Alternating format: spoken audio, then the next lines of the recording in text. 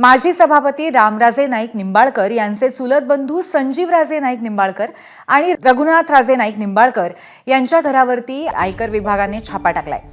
सकाळी 6 वाजल्यापासून त्यांच्या घरी केंद्रीय तपास यंत्रणांचे अधिकारी चौकशी करतायत। त्यांच्या घराबाहेर मोठ्या प्रमाणात कार्यकर्तेही जमलेत। विशेष म्हणजे संजीवराजे नाईक निंबाळकर यांनी विधानसभा निवडणुकीआधी अजित पवारांची साथ सोडत शरद पवारांच्या राष्ट्रवादीचा झेंडा हाती घेतला होता। विधानसभा निवडणुकीमध्ये संजीवराजेंना शरद पवारांच्या राष्ट्रवादीकडून तिकीट मिळण्याची अपेक्षा होती, मात्र ते मिळालं नाही। त्याऐवजी दीपक चव्हाणांना संधी मिळाली, त्यामुळे संजीवराजे नाराज होते।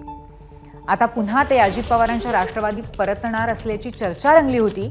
तेवढ्यातच आयकर विभागाने संजीवराजे नाईक निंबाळकरांच्या घरावर छापा टाकलाय।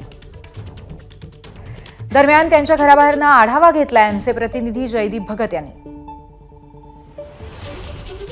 रामराजे यांचे चुलत बंधू रघुनाथराजे नाईक निंबाळकर आणि संजीवराजे नाईक निंबाळकर यांच्या घरी तपास यंत्रणांच्या धाडी पडलेल्या आहेत। मी सध्या फलटणमधील यांच्या घरासमोर आहे आणि आपण बघू शकतो या ठिकाणी जे आहे ते मोठ्या प्रमाणात कार्यकर्ते या ठिकाणी जमलेले पाहायला मिळत आहेत। हे जे काळी गाडी लागलेलं घर दिसते ते संजीवराजे नाईक निंबाळकर यांचं आहे, तर समोरच जे असलेलं घर जे दिसतं आहे ते रघुनाथराजे नाईक निंबाळकर यांचं आहे। सकाळी 6 ते 7 गाड्या या ठिकाणी आल्या आणि तेव्हापासून जे आहे ते तपास यंत्रणांच्या धाडी सुरू असल्याचं जे आहे ती माहिती जी आहे ती आपल्याला सूत्रांच्या आधारे मिळते आहे। खरं तर गेल्या काही दिवसापासून चर्चा फलटणमध्ये जी आहे ती सुरू होती की संजीवराजे नाईक निंबाळकर यांनी विधानसभा निवडणुकीआधी राष्ट्रवादी काँग्रेस शरदचंद्र पवार पक्षामध्ये प्रवेश केला होता आणि त्यानंतर जे आहे ते पुन्हा एकदा ते राष्ट्रवादीमध्ये प्रवेश करणार असल्याची जी आहे ती जोरदार चर्चा फलटणमध्ये सुरू होते। आणि आपण बघू शकतो अगदी सकाळी 6 वाजता या ठिकाणी केंद्रीय तपास यंत्रणांचे अधिकारी जे या ठिकाणी आलेले आहेत आणि मोठ्या प्रमाणात त्यांच्या घराबाहेर जे आहे ते त्यांचे कार्यकर्ते जे समर्थक आहेत ते जमलेले आहेत। काही वेळापूर्वी या ठिकाणी घोषणा देखील देण्यात आल्या होत्या।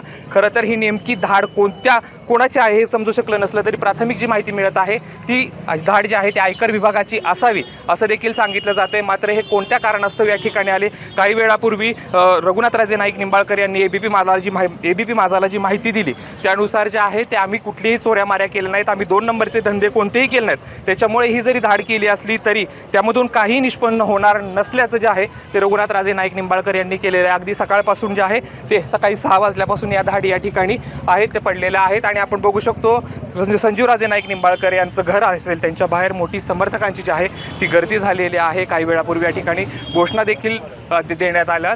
संजीवराजे नाईक निंबाळकर आणि रघुनाथराजे नाईक निंबाळकर यांच्या घरावरती मात्र आयकर विभागाची धाड पडल्याचं बोललं जाते। Camera person Shreyas Jaydeep Bhagat, ABP Majha, Phaltan. ABP माझा, उघडा डोळे बघा।